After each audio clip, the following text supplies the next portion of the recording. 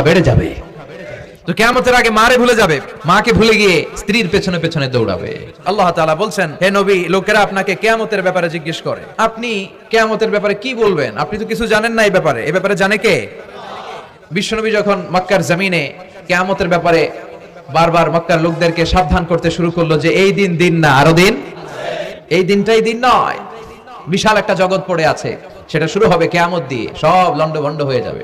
তখন লোকেরা বিষ্ণুনবীর জিজ্ঞেস করতে শুরু করলো, মুহাম্মদ সাল্লাল্লাহু, এই যে তুমি কিয়ামতের কথা বলো, এটা কবে হবে?